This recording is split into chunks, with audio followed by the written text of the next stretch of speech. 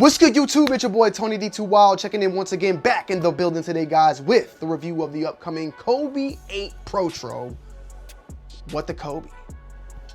Matter of fact, should I just what the Kobe?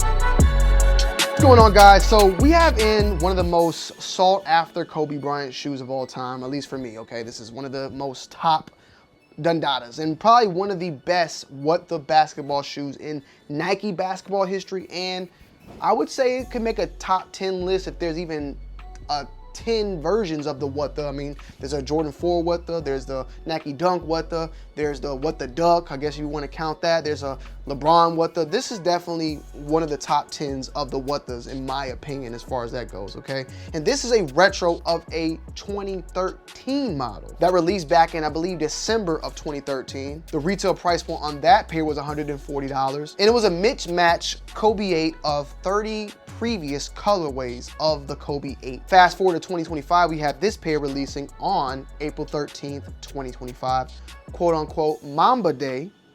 And that is brought to you by Nike, because I ain't gonna lie, I've always gotten it mixed up with Mamba Day, because I thought Mamba Day was also August 24th, also Kobe's birthday. But Nike coined the term Mamba Day for it being on April 13th, because that was his last game and where he scored 60 points in that last game. This, of course, is going to be retailing for $190, and it is a part of the Protro series. A modern day performance sneaker, upgraded with, of course, the Nike React foam in here, and there's some overall upgraded features featured on there. So for any basketball fans, I wanted to make sure I got you guys, okay?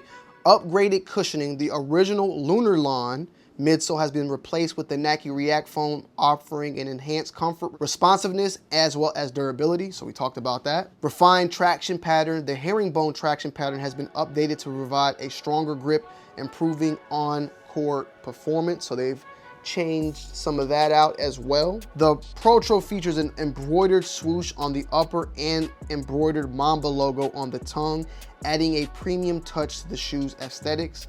So I'm guessing that might have been originally printed. Now they have an embroidery patch. And I would say for the most part, as far as on a performance side, that's gonna be the foam as well as the herringbone that has been updated. They kept everything as close as possible to the original. You also have the 3M on the Nike part right there as well.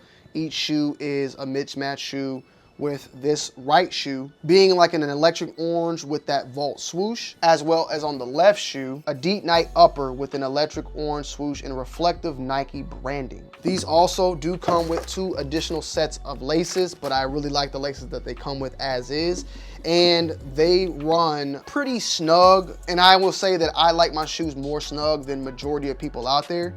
So to be on the safer side, you can still go with your size up.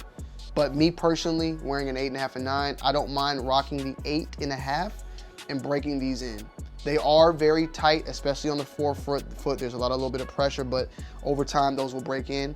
I will say these fit more tight than the Kobe 6 Protros, because those that are 8.5 are even more tighter to where they're a little bit uncomfortable, and where with those, I would definitely go with the size 9. With these, I didn't feel that much of an issue as I do feel with the Kobe 6, at least, being 100. That vault swoosh it's, I would say, almost like a rubberized material. You have the Kobe signature on the back portion, and that is, I would say, sketched out, I would say, with that ink going within it. On the inside, I would say maybe it is more so of like a snake skin or something, but it also kind of has that feeling very similar to that of almost a basketball type of texture going on. And then on the back, you have the Kobe logo really nice and big.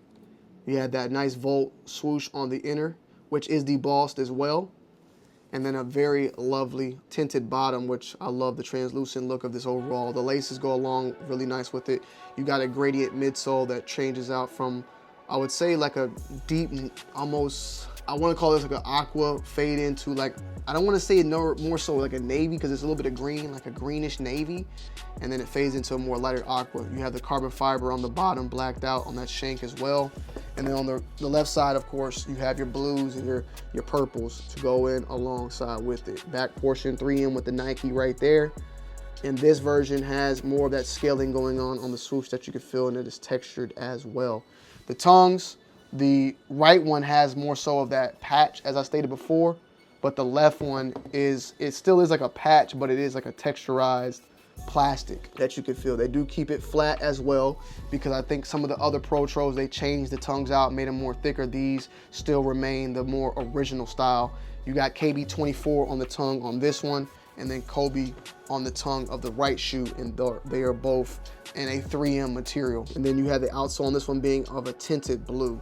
Obviously, these are going to be people are going to go after these, okay? Like, they might be easier to get than the original, but it's still going to be an issue, okay? I would say compared to the Kobe 6 Grinch, that's probably the closest thing we've gotten to it next. Like, Kobe 6 Grinch, I think, is, in my opinion, my favorite Kobe of all time.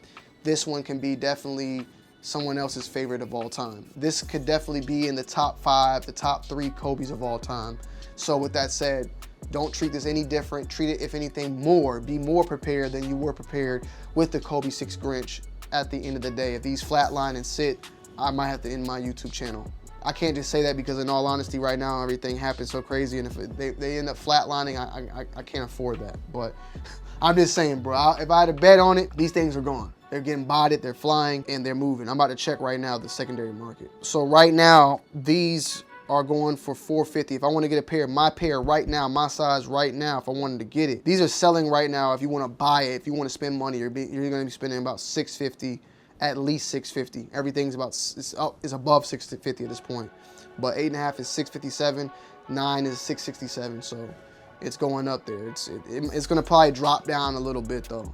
I think it will drop down a little bit, maybe to the 4s and 5s, but I wouldn't even be surprised. Size 8.5, you can't even buy the old version, but the older version, previous version, they're in the thousands right now. So yeah, it's gonna be pretty tough. With that said though, just be prepared, be on top of it, stay alert, and I think you should be fine at the end of the day. So with that said, I will see you guys on the next one. I'm gonna end you guys and girls off with an on-foot review. And I love y'all, I appreciate y'all, and I'm out. Peace.